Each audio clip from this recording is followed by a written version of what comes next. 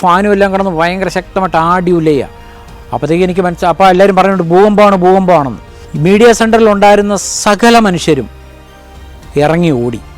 തൊട്ടടുത്ത ബിൽഡിങ്ങിൽ prime minister, Sonia Gandhi, Congress നേതാക്കൾ, മുഖ്യമന്ത്രിമാർ ഇവർ ഇറങ്ങി പുറത്തോട്ട് ഓടി കാണുമല്ലോ. അങ്ങനെയാണെങ്കിൽ ഒരു ചിത്രം എനിക്കതിൽ നിന്ന് കിട്ടുമല്ലോ വെച്ച് ഞാൻ ക്യാമറമായിട്ട് ഇതിൻ്റെ ടെറസിലേക്ക് സ്റ്റെപ്പുകൾ മുകളിലേക്ക് കയറുകയാണ്. PG ഉണ്ണികൃഷ്ണൻ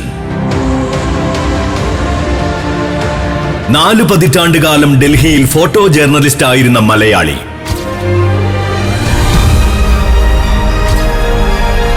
രാജ്യത്തെ ഞെട്ടിച്ച പല സംഭവങ്ങൾക്കും നേർസാക്ഷിയായ മാധ്യമപ്രവർത്തകൻ. മാതൃഭൂമി ഓഫീസിൽ നിന്നും പാർലമെന്റിലേക്ക് ഓടുകയാണ്.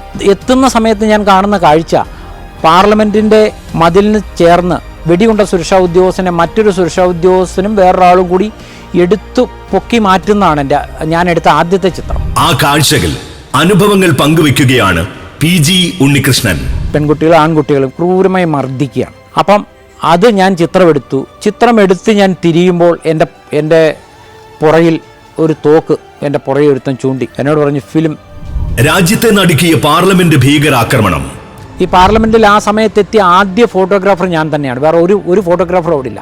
മന്ത്രിമാരും MP-മാരും കടന്നു പോകുന്ന മെയിൻ കവാടത്തിൻ്റെ ഫ്രണ്ടിൽ ഈ തീവ്രവാദി പൊട്ടിച്ചിതറി കിടക്കാണ്. കാരണം വെടികൊണ്ട് തകർന്ന് മുഴുവൻ ചോരയായിട്ട് ഭിത്തിയിലെല്ലാം തെറിച്ചിരിക്കുകയാണ് ചോരപ്പാടുകൾ. ഗുജറാത്ത് ഭൂകമ്പം. ബോഡി ചീഞ്ഞതിൻ്റെ രൂക്ഷമായ സ്മെല്ലാണ്. ഓരോ ബിൽഡിംഗ് ഇടിഞ്ഞ് വീണ്, ഓരോ വീടുകൾ വീണ സ്ഥലങ്ങളിൽ ഈ രൂക്ഷമായ ഗന്ധമാണ് നമ്മുടെ മൂക്കിലേക്ക് അടിക്കുന്നത്. ഉള്ളുലച്ച നേർക്കാഴ്ചകൾ.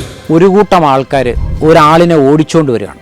ഈ ഓടി വരുന്ന മനുഷ്യൻ ഈ SHOയുടെ കാലിലേക്ക് പിടിച്ചിട്ട് പറയാം, സാർ മേരക്കോ ബച്ചാവോ.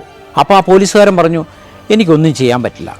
അതിനുശേഷം ഈ മനുഷ്യനെ പിടിച്ച് ടയറുകൾ ഇങ്ങനെ വഴി കത്തിച്ചിട്ടിരിക്കുക, ഒരു ടയറിലേക്ക് ഈ മനുഷ്യനെ പിടിച്ച് ഇടുകയാണ് ഉണ്ടായത്.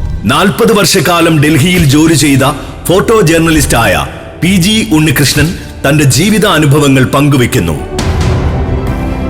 ചരിത്രം എന്നിലൂടെ സഫാരി TV ചാനലിൽ തിങ്കൾ മുതൽ വെള്ളി വരെ രാത്രി 10:30. പിന്നെ സഫാരി TV യൂട്യൂബ് ചാനലിലും.